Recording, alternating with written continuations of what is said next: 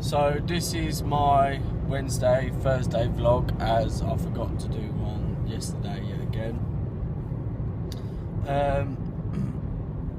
For Unit 4. So Wednesday I was late and I spoke to Rachel. After speaking to Rachel, she showed me a couple of other CGI animated shorts on YouTube. One being called Wishing Well, I think, and it was still very similar to my idea about the acorns, but we carried on chatting, and she suggested she suggested to take the idea with the acorns and put it on use it in a film. Like Over the Hedge. I wasn't really that into the idea. After she left, I read up on the brief again, and it says a title sequence for an existing film. So I was a bit like, poo. So jacked in my idea totally. Still got it in there, so hopefully I'll be able to use that sometime within the next 2 years. But I ended up deciding to do How to Train Your Dragon, the first one, and do the title sequence for that.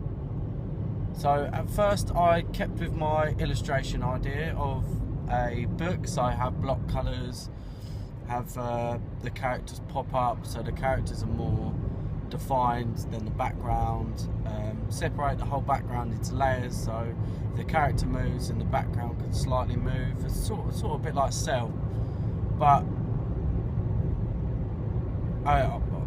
so I carried on doing that. Got the two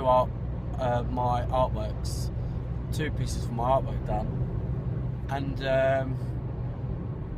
brought me on to today. Actually, today I spoke to Mark, and Mark showed me a band called Of Monsters to Men, and he explained that instead of having a video for every single, because they couldn't afford it, and to make it cheaply, they got hold of I think it was a Swedish animation company, which basically done a loop in auto.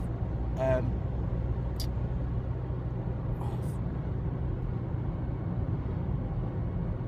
can't remember what it's called now.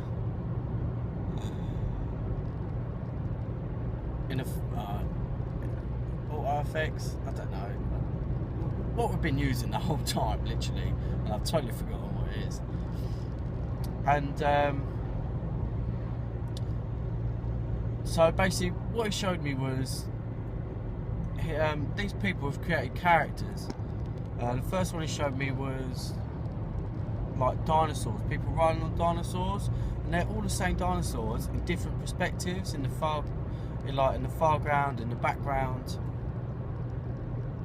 And I really liked the idea because it was just constant moving, but it was the same thing. The background would move as well, but it would just loop and overlap and replay, and I quite liked the idea. Then he showed me a video of a bird after I explained to him what I wanted to do with one of my artworks, and basically I decided that Toothless should be flying along the clouds. And he showed me this bird, which was one of the videos for the same band, and this bird literally just stayed in the same place, where like a bit further away, came back a little bit, and it was just a background moving constantly, so it looked like the bird was flying, and then the head would turn slowly and the little feathers would move in the wind, and it's just a really good effect. It's just so simple. It looks so complicated, but it's so simple. So he broke it down to me how to do it. Broke it down for me how to do it.